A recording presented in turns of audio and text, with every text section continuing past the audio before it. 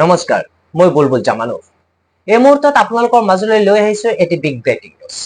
মুখ্যমন্ত্ৰী অৰবিন্দ কেজৰিৱালে মুখ্যমন্ত্ৰী পদৰ পৰা ইস্তফা দিব আৰু দুদিনৰ ভিতৰতে ঘোষণা হ'ব নতুন মুখ্যমন্ত্ৰীৰ নাম। আৰু এই কথা ঘোষণা কৰিছে স্বয়ং মুখ্যমন্ত্ৰী অৰবিন্দ কেজৰিৱালে। দীৰ্ঘদিন জেলত থকাৰ পিছত জেলৰ পৰা ওলাই আহি আম আদমি পাৰ্টিৰ নেতা কৰ্মীসকলক সম্বোধন কৰি দিয়া এক ভাষণত এই কথা স্পষ্ট কৰি দিয়ে মুখ্যমন্ত্ৰী অৰবিন্দ কেজৰিৱালে। মুখ্যমন্ত্ৰী অৰবিন্দ কেজৰিৱালৰ মতে দুদিনৰ ভিতৰতে ঘোষণা কৰা হ'ব নতুন মুখ্যমন্ত্ৰীৰ নাম যদিহে ৰাইজে বিচাৰে। আপৰ নতুন কাৰ্যালয়ৰ পৰা দলীয় কৰ্মীসকলক সম্বোধন কৰি তেওঁ এই কথা স্পষ্ট কৰি কয় যে দুদিনৰ ভিতৰত তেওঁ দল ত্যাগ কৰিব আৰু ঘোষণা কৰিব নতুন মুখ্যমন্ত্ৰীৰ নাম। জেলৰ পৰা ওলাই অহাৰ পিছতেই এইটোৱে হৈছে দিল্লীৰ মুখ্যমন্ত্ৰীৰ প্ৰথমখন ভাষণ। মুখ্যমন্ত্ৰী অৰবিন্দ কেজৰিৱালে জামিন লাভ কৰাৰ পিছতে দিয়া এই ভাষণটোৰ পিছতে ইতিমধ্যে ৰাজনৈতিক মহলত তীব্ৰ প্ৰতিক্ৰিয়াৰ সৃষ্টি হৈছে। কিন্তু বিৰোধীয়ে এই কথাটোকে এটা পাব্লিচিটি ষ্টাণ্ট অৰ্থাৎ প্ৰচাৰ ষ্টাণ্ট বুলি অভিহিত কৰিবলৈ এৰা নাই। কেজৰিৱালৰ এই ঘোষণাক প্ৰচাৰ ষ্টাণ্ট বুলি অভিহিত কৰিছে মূলতঃ বিজেপিয়ে। বিজেপিৰ মুখপাত্ৰ প্ৰদীপ ভাণ্ডাৰীয়ে মুখ্যমন্ত্ৰী কেজৰিৱালৰ পদত্যাগৰ ঘোষণাক এক প্ৰচাৰ ষ্টাণ্ট বুলি অভিহিত কৰি তেওঁ কয় যে নিজৰ ভাৱমূৰ্তি পুনৰ উদ্ধাৰৰ বাবে এনে এটা কৌশলহে ৰচনা কৰি আছে।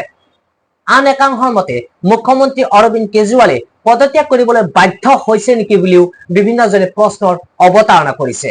কিয়নো উচ্চতম ন্যায়ালয়ৰ নিৰ্দেশ অনুসৰি তেওঁ মুখ্যমন্ত্ৰী পদৰ পৰা পদত্যাগ কৰিবলৈ বাধ্য হৈছে বুলি বিজেপিৰ এক সূত্ৰই উল্লেখ কৰে। বিজেপিৰ সূত্ৰই কয় অৰবিন্দ কেজৰিৱালে ঘোষণা কৰিছে যে তেওঁ দুদিনৰ পিছত যি পদত্যাগ কৰিব আৰু ৰাইজৰ পৰা সঁহাৰি পালে পুনৰ মুখ্যমন্ত্ৰী হ'ব, এয়া কোনো ত্যাগ নহয়। উচ্চতম ন্যায়ালয়ে আদেশটোত কৈছে যে তেওঁ মুখ্যমন্ত্ৰীৰ আসনত থাকিব নোৱাৰে আৰু কোনো ফাইলত স্বাক্ষৰ কৰিব নোৱাৰে।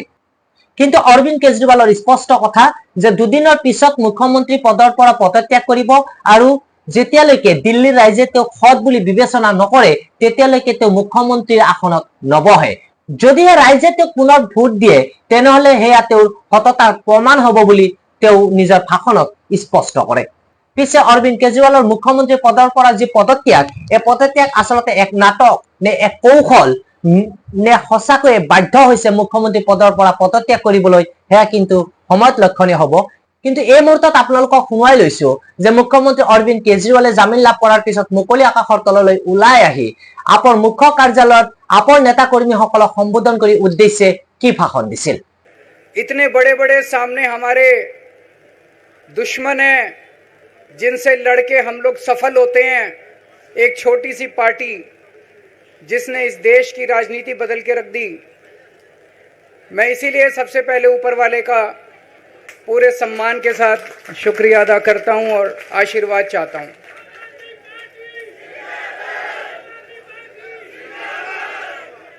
मैं उन लाखों लाखों लोगों का शुक्रिया अदा करता हूं जिन्होंने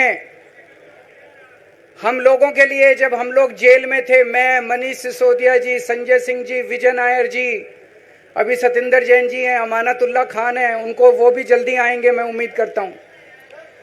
जिन जिन लोगों ने हमारे लिए दुआएं की, मन्नतें मांगी, मंदिर मस्जिद गिरजे गुरुद्वारे गए, उन सब लोगों का मैं तहे दिल से शुक्रिया अदा करता हूं।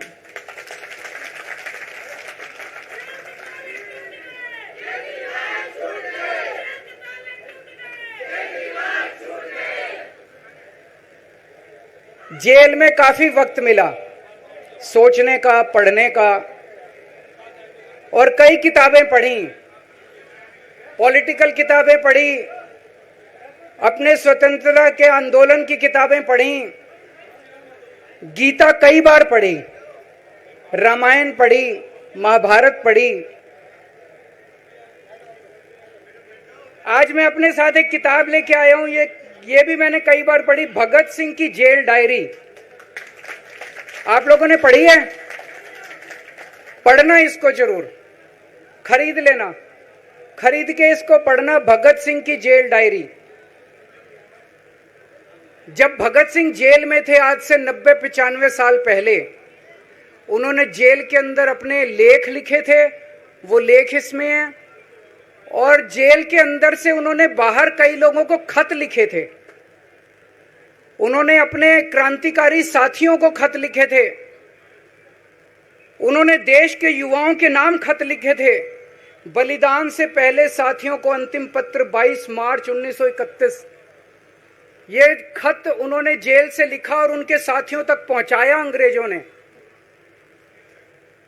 बटुकेश्वर दत्त की बहन प्रोमिला को पत्र, बचपन के दोस्त जयदेव गुप्ता को पत्र, वाइसरॉय को पत्र, ये सारे पत्र अंग्रेजों ने भगत सिंह के पहुंचाए। युवाओं के लिए जो पत्र लिखा वो पत्र बकायदा युवाओं के एक सम्मेलन में पढ़ के सुनाया गया।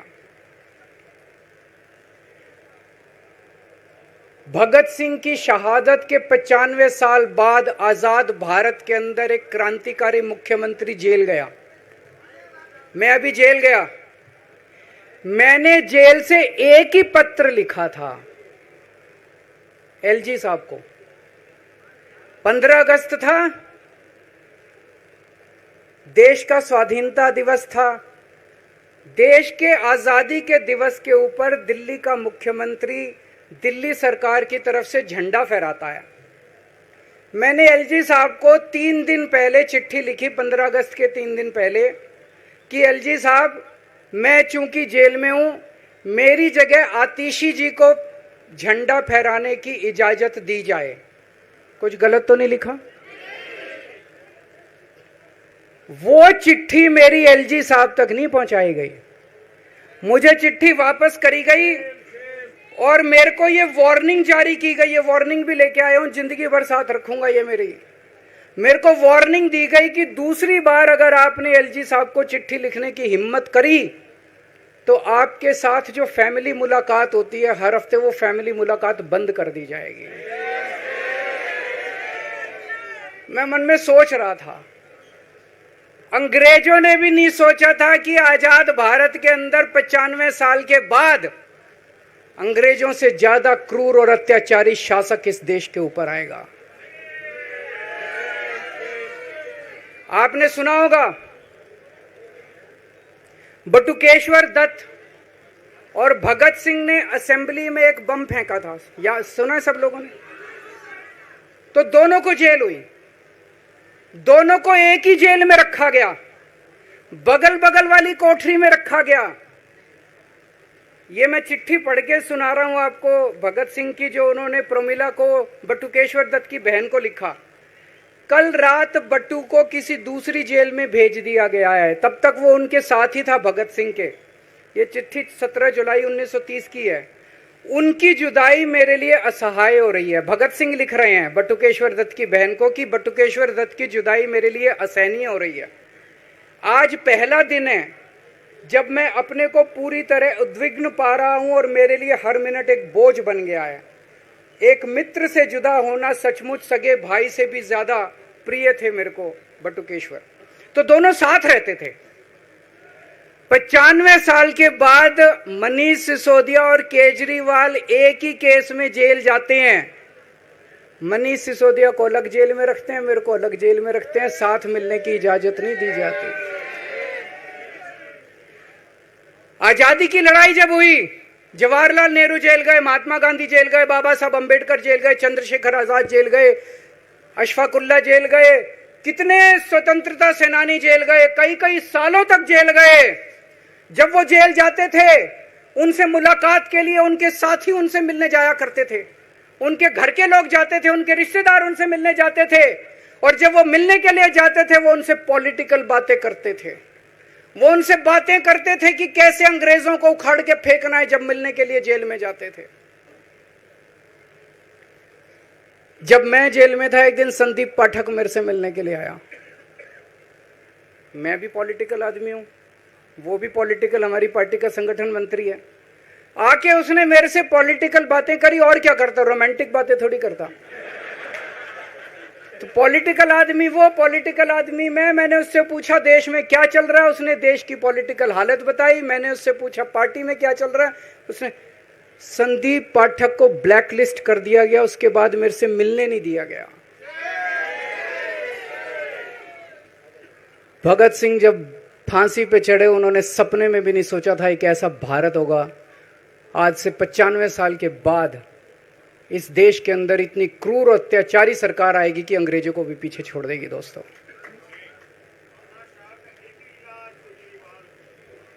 मुझे जेल क्यों भेजा इन लोगों ने? ऐसा नहीं कि केजरीवाल ने कोई भ्रष्टाचार किया, वो इनको भी पता है, मेरे को भी पता है, आपको भी पता है। इन्होंने जेल क्यों भेजा मेरे को? इनका मकसद था आम आदमी पार्टी को तोड़ना। इनका मकसद था केजरीवाल के हौसले को तोड़ना, केजरीवाल की हिम्मत को तोड़ना। इन्होंने फॉर्मूला बना रखा है।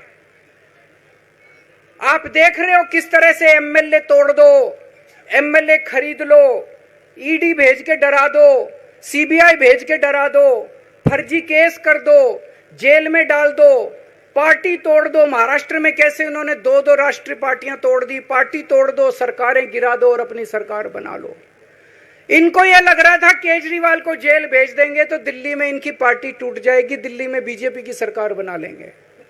इनको लग रहा था पंजाब की सरकार तोड़ के पंजाब में हम अपनी सरकार बना लेंगे, इनके एमएलए तोड़ लेंगे। लेकिन हमारी पार्टी नहीं टूटी, हमारे एमएलए नहीं टूटे, हमारे एमएलए तो छोड़ो, कार्यकर्ता भी नहीं टूटे।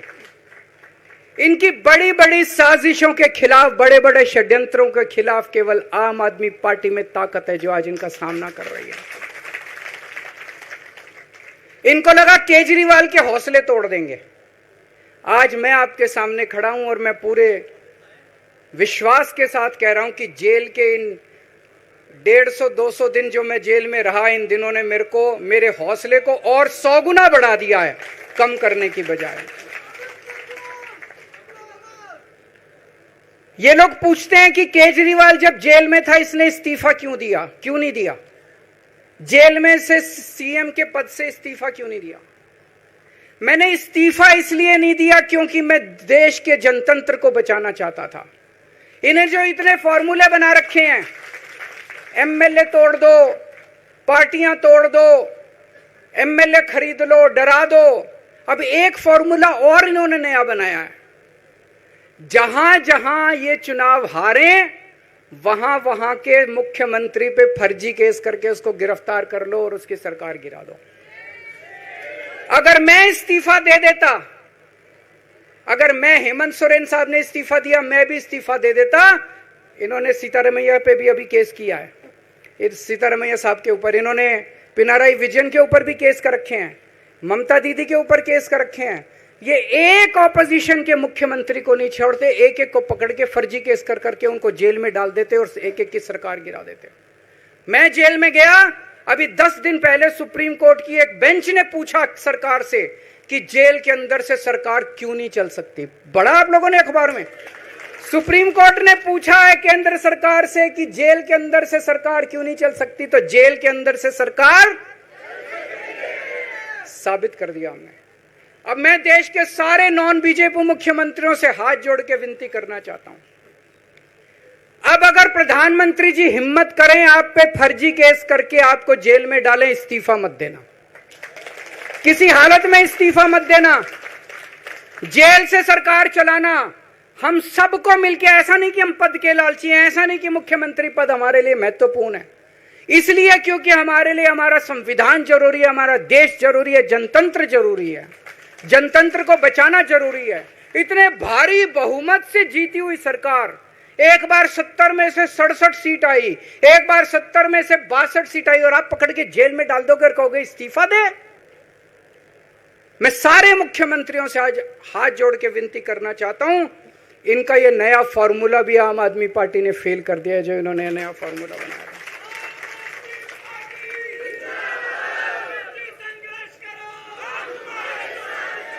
आज इनकी हर षड्यंत्र, हर साजिश से सामना करने की ताकत आम आदमी पार्टी में है। क्यों? क्योंकि हम ईमानदार हैं। दिल्ली में सरकारी स्कूल थे, गरीबों के बच्चे सरकारी स्कूल में पढ़ने जाया करते थे। सरकारी स्कूलों की हालत बहुत खराब थी, गरीबों के बच्चों का कोई भविष्य नहीं था। 16 लाख बच्चे दिल्ली के सरकारी स्कूलों में पढ़ते थे। टूटे फूटे टिन के स्कूल थे, डिब्बे थे, स्कूल क्या डिब्बे थे, कोई पढ़ाई नहीं होती थी, गरीबों के बच्चों का भविष्य खराब था।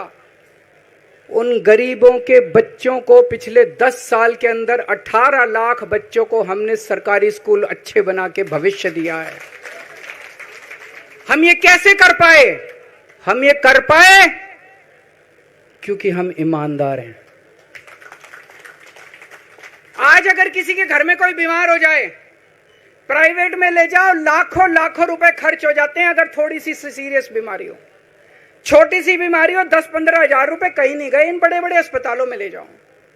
दिल्ली के अंदर हर सरकारी अस्पताल को शानदार बनाया, नए नए सरकारी अस्पताल खोले, गली गली में मोहल्ला क्लिनिक खोला, लोगों की चाहे अमीर हो चाहे गरीब हो, सबका इलाज, सबकी दवाइयां, सबके टेस्ट, पूरा इलाज मुफ्त कर दिया। क्यों?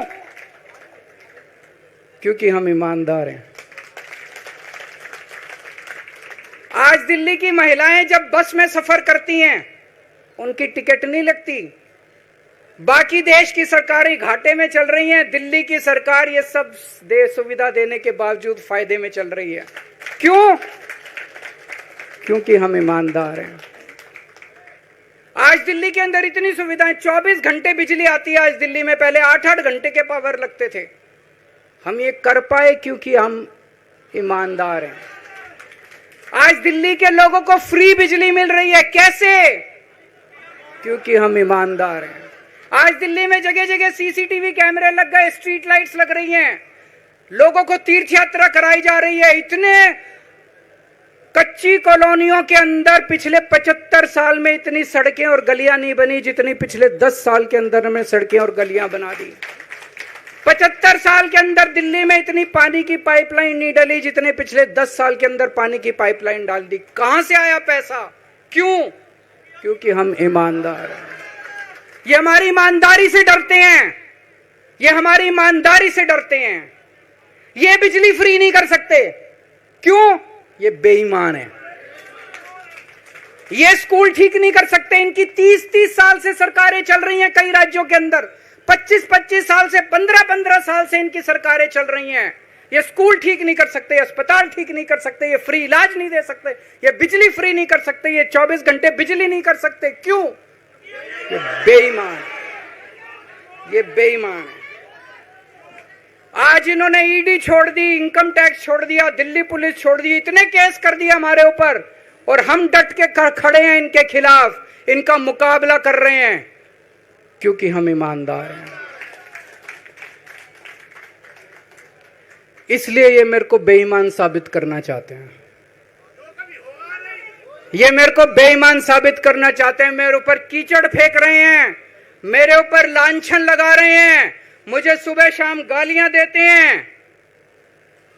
लेकिन मेरे लिए बीजेपी इंपॉर्टेंट नहीं है, मेरे लिए आप लोग इंपॉर्टेंट हो। अगर देश की जनता, दिल्ली की जनता को लगता है केजरीवाल बेईमान है, मैं 1 मिनट के लिए सीएम की कुर्सी पे भी नहीं बैठूंगा। 1 मिनट के लिए मैं बैठने को तैयार नहीं। मैंने अपने जीवन में कुछ नहीं कमाया, मेरा बैंक अकाउंट खाली है, हमारी पार्टी का बैंक अकाउंट खाली है। मैंने जिंदगी में कुछ नहीं कमाया, अपनी इज्जत और अपनी ईमानदारी के सिवा मेरे पास कुछ नहीं आया।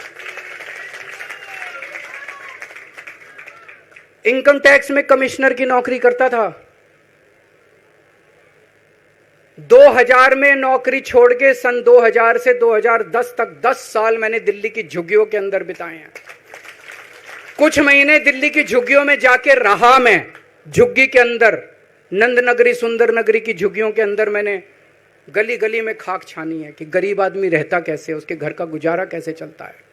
अगर पैसे कमाने हो तो इनकम टैक्स कमिश्नर की नौकरी बुरी नहीं थी। और जब मैंने नौकरी छोड़ी थी तब कोई पार्टी नहीं थी, कुछ नहीं थी। ऐसा नहीं था कि उस टाइम ये था मुख्यमंत्री बनने चला था या कोई पार्टी, कुछ नहीं था, कोई भविष्य नहीं था, केवल देश के लिए जुनून था कि देश के लिए कुछ करना है, देश के लिए कुछ करने हैं। 49 दिन की सरकार के बाद इस्तीफा दिया था, अपने असूलों के लिए इस्तीफा दिया था, किसी ने इस्तीफा मांगा नहीं था, अपने आप इस्तीफा दिया था। आज के तारीख में, आज के जमाने में कोई अपनी चपरासी की नौकरी नहीं छोड़ता। मैंने मुख्यमंत्री की कुर्सी छोड़ी थी, अपने आप छोड़ी थी। ना पद का लालच है, ना दौलत का लालच है, केवल देश के लिए कुछ करने का जुनून है, देश के लिए कुछ करने के लिए आए हैं।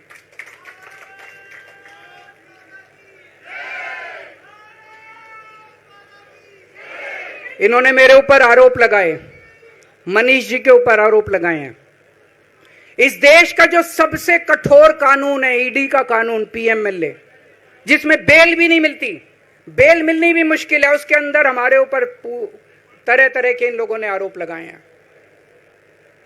कोर्ट से हमको बेल मिल गई, उसके बावजूद आज की तारीख में आज जो स्थिति है, इससे फालतू कोर्ट और कुछ नहीं कर सकता था जितना कोर्ट ने कर दिया हमारे पक्ष में। हम कोर्ट के बहुत शुक्रगुजार हैं।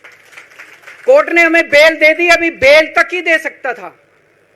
अब ये केस चलेगा। मैंने वकीलों से पूछा, मैंने कहा मेरा दिल कहता है कि जब तक ये मैं कोर्ट से बरी होके ना आ जाऊं तब तक मैं सीएम की कुर्सी पे नहीं बैठूंगा। उन्होंने कहा जी ये 10 साल चलेगा केस, कोई कह रहा है 15 साल चलेगा केस, कोई कह रहा है 20 साल चलेगा केस। तो केस ये अभी लंबा चलेगा। आज कोर्ट जितना कर सकता था, कोर्ट ने हमारे पक्ष में निर्णय लिया है, हमें बेल दे दी। उन्होंने ऐसे कानून में जिसमें बेल मिलनी नामुमकिन होती है, उन्होंने बेल दे दी। आज मैं आपकी अदालत में आया हूं, जनता की अदालत में आया हूं, आपसे पूछने के लिए आया हूं, क्या आप केजरीवाल को ईमानदार मानते हो कि गुनहगार मानते हो?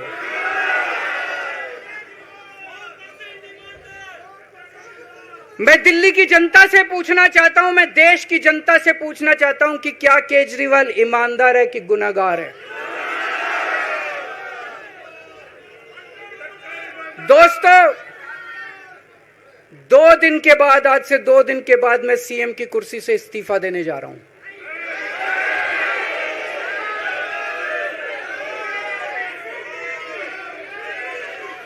और मैं तब तक सीएम की कुर्सी पे नहीं बैठूंगा जब तक जनता अपना फैसला ना सुना दे।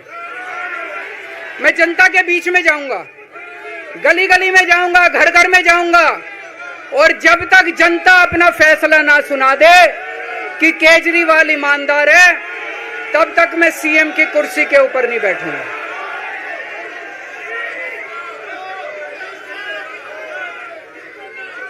आज से कुछ महीने बाद चुनाव है, दिल्ली के चुनाव है।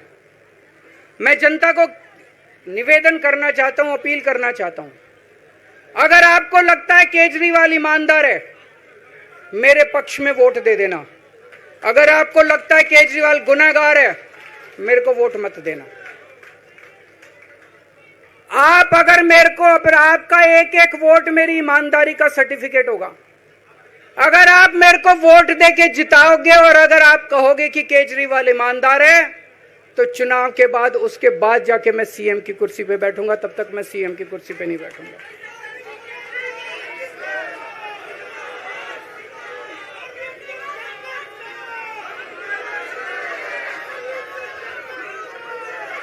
आपको लग रहा होगा अभी अभी जेल से रिहा होके आया है, ये कैसा क्यों बोल रहा है? अभी अभी जेल से रिहाई होके आया है, अब ये इस्तीफा क्यों दे रहा है?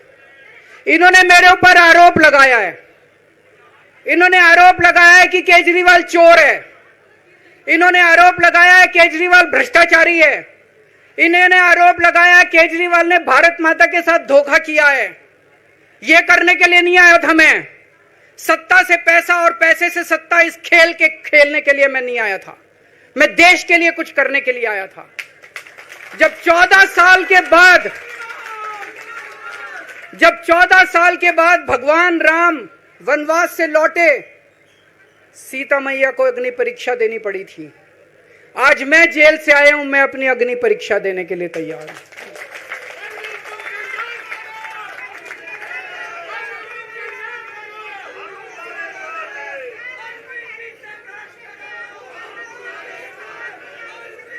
ये कुछ लोग बोल रहे हैं सुप्रीम कोर्ट ने कुछ कंडीशंस लगाई हैं, काम नहीं कर पाएंगे। पिछले 10 साल में इन लोगों ने कंडीशन लगाने में कोई कसर छोड़ी थी? एलजी साहब ने कंडीशन लगाने में कोई कसर छोड़ी थी? केंद्र सरकार ने 1 कानून, 2 कानून, 3 कानून, कानून पे कानून डाल के मेरी पावर छीन ली, पर आपके काम बंद नहीं होने दिए मैंने। ये कंडीशन हमारे लिए कोई वो नहीं रखती, कोई हमारे लिए अड़चन पैदा नहीं करती ये कंडीशन। इन कंडीशन को भी देख लेंगे, लेकिन मेरे लिए जो मायने रखता है वो है मैंने अपनी जिंदगी में ईमानदारी कमाई है। अगर आपको लगता है केजरीवाल ईमानदार है, जम के वोट दे देना मेरे पक्ष में। चुनाव के बाद सीएम की कुर्सी पे जाके बैठूंगा।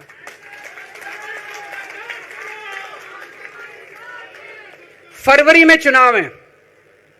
आज इस मंच से मैं मांग करता हूं कि ये चुनाव नवंबर में कराए जाएं, महाराष्ट्र के साथ कराए जाएं, तुरंत कराए जाएं चुनाव। और जब तक आपका फैसला नहीं आएगा तब तक मैं जिम्मेदारी नहीं संभालूंगा। और मैं जब तक चुनाव नहीं होते, मैंने जैसे बताया 2 दिन के बाद मैं अपना इस्तीफा दूंगा। जब तक चुनाव नहीं होते तब तक मेरी जगह आम आदमी पार्टी से कोई और मुख्यमंत्री बनेगा। अगले 2-3 दिन के अंदर विधायक दल की मीटिंग होगी और विधायक दल की मीटिंग में अगले मुख्यमंत्री के नाम का तय किया जाएगा। मैं मनीष जी से बात कर रहा था। जो पीड़ा मेरे मन में है वो पीड़ा मनीष जी के मन में भी है। इनके लिए भी वही सब कहा गया जो मेरे लिए कहा गया है। मनीष जी का भी कहना है कि ये दिल्ली के उप मुख्यमंत्री और शिक्षा मंत्री और मंत्री का पद तभी संभालेंगे जब दिल्ली की जनता कहेगी कि मनीष सिसोदिया ईमानदार है।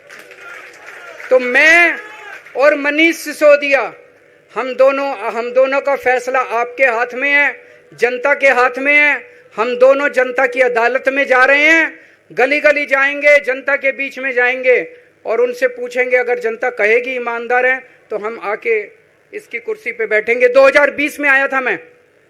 2020 में मैंने कहा था, मैंने अगर काम किया हो तो मेरे को वोट देना और काम नहीं किया हो तो वोट मत देना। कहा था कि नहीं कहा था? आज मैं आपके बीच में आया हूं। मैं कह रहा हूं, अगर मैं ईमानदार हूं तो वोट देना, अगर मैं बेईमान हूं तो वोट मत देना, बिल्कुल मत देना।